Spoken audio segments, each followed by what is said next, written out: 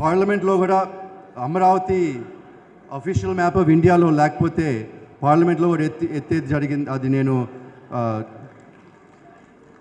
Issue ఎత్తేది జరిగింది. అట్లాగే ఒక 2 వారాల లోపల అమరావతి క్యాపిటల్ ఆఫ్ ఏపీ మ్యాప్లో కూడా ఇండియన్ మ్యాప్లో కూడా పెట్టేది జరిగింది. ఇవన్నీ జరిగేటప్పుడు కూడా నేను ధైర్యంగానే ముందుకెళ్తా ఉన్నాను. అంటే నేనేమనుకున్నానంటే నేను లా అబైడింగ్ సిటిజన్గా ఉన్నాను, మా కంపెనీస్ అన్నీ లాస్ అన్నీ పాటిస్తున్నాయి, ఎవరైనా ఇబ్బంది పెట్టచ్చు కానీ ఇంకేం చేయలేరు కదా అని ఆ ధైర్యంతో కంటిన్యూ చేశాము. కానీ తర్వాత జరిగింది మీకు అందరికీ తెలుసు.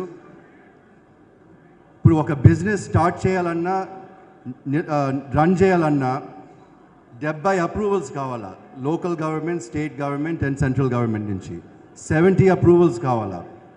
అంటే from agencies like pollution control board, water department, forest department, electricity board, labour, revenue, fire, ఈ డిపార్ట్మెంట్స్ అన్నీ అప్రూవల్స్ ఇవ్వాలా. ప్రతి సంవత్సరం రిన్యూవల్స్ కూడా రావాలా. అందుకని ఎవరన్నా బిజినెస్ మ్యాన్ ఇబ్బంది పెట్టాలంటే 70 రకాలు, more than 70 ways to harass a business. అంటే ఒక విధంగా అనుకోవచ్చు, ఇవన్నీ వెపన్స్ మాదిరిగా తయారైపోవచ్చు, అంటే ఆయుధం మాదిరిగా తయారైపోవచ్చు. జరిగింది కూడా అదే. ఈ వెపన్స్ వాడుకొని హరాస్మెంట్ మొదలైంది. మేము అమర్ రాజా గ్రూప్లో వీఆర్ ఫైటింగ్ లీగలీ. ఇప్పుడు వరకు నేను పొలిటిసైజ్ చేయలేదు, ఇప్పుడు వరకు దీని గురించి మాట్లాడుకోవడం పబ్లిక్లో. లీగల్ బ్యాటిల్లో తప్పకుండా మేము గెలుస్తామని మాకు కాన్ఫిడెన్స్ ఉంది. Will come out clean. But A cost, at what cost అని కూడా మేము ఆలోచించాలా. ఎందుకంటే గవర్నమెంట్ బిజినెస్ ఇబ్బంది పెట్టాలంటే అది పెద్ద ఎఫర్ట్ ఉండదు. ఏదో ఒక నోటీస్ పంపిస్తారు, మళ్ళీ సంవత్సరం అంతా మేము కష్టపడాలి అది దానికి రెస్పాండ్ అయ్యి అంతా చేయాలంటే. రోజు ఒకటి పంపిస్తామంటే మేము రోజు అవి చేస్తామంటే మనం లీగల్ బ్యాటిల్స్ గెలుస్తూ ఉంటే కూడా బిజినెస్ బాగా దెబ్బతింటుంది.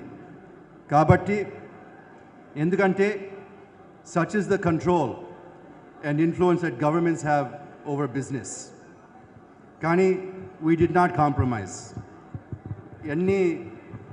ఎంత ప్రెషర్ వచ్చినా కూడా సెంటర్ నుంచి ప్రెషర్ వస్తూ ఉండింది, స్టేట్ నుంచి ప్రెషర్ వస్తూ ఉండింది. ఎంత ప్రెషర్ వచ్చినా కూడా మేము పార్టీ మారలేదు, విమర్శ చేయలేదు. మేము మా పద్ధతిగా we stuck to our own values and moved forward.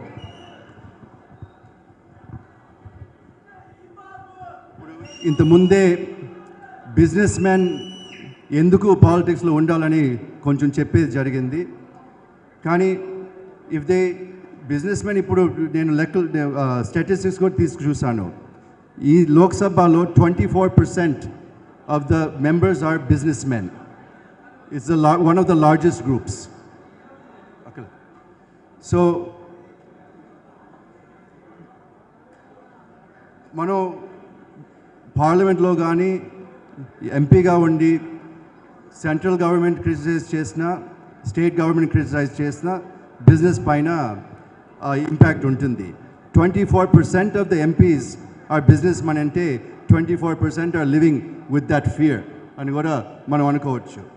ఇప్పుడు మన దేశం బాగుపడాలంటే how to ensure that business men, అంటే businesses and business men are law abiding ఒక పక్క కావాలంటే, ఇంకొక పక్క ఏమో వాళ్ళ హరాస్మెంట్ ఉండకూడదు. ఇది ఎట్ట చేయాలా, ఏ పాలసీ తీసుకొని రావాలా ఇంతవరకు నాకు కూడా క్లియర్గా లేదు. ఈ ఆలోచన పైన నేను ఉన్నాను.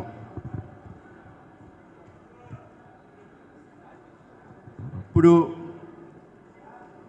వై ఐఎమ్ నాట్ కంటెస్ట్, ఎందుకు కంటెస్ట్ చేయటం లేదని ఇప్పుడు ఇవన్నీ బ్యాక్గ్రౌండ్ ఇచ్చిన తర్వాత ఇప్పుడు అసలు సబ్జెక్ట్కి వస్తున్నాను.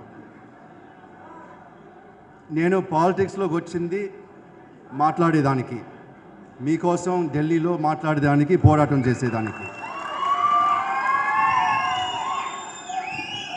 కానీ పొలిటికల్ లిమిటేషన్స్ వల్ల సెంటర్ని అటాక్ చేయలేను. బిజినెస్ లిమిటేషన్స్ వల్ల స్టేట్ గవర్నమెంట్ని అటాక్ చేయలేను. క్వైట్గా నో మ్యాన్స్ ల్యాండ్లో అంటే మధ్యలో కూర్చొని వీళ్ళు వాళ్ళు ఆర్గ్యూ చేస్తూ ఉంటే గమ్మున కూర్చొని చూస్తూ ఉండాలి. అది పరిస్థితి వచ్చేసింది మనకి. ఇంతకుముందు కూడా చెప్పాను, నన్ను కొట్టినా తిట్టినా జైల్లో వేసినా పర్వాలేదు, కానీ గమ్మున కూర్చోమంటే మాత్రం నా వల్ల కాదు. అక్కడ డిబేట్ జరుగుతూ ఉంటే నేను కూడా దాంట్లో పార్టిసిపేట్ చేయాలా, నేను కూడా దాంట్లో నా సలహాలు ఇవ్వాలని ఉంటుంది, కానీ గమ్మున కూర్చొని చూస్తాలంటే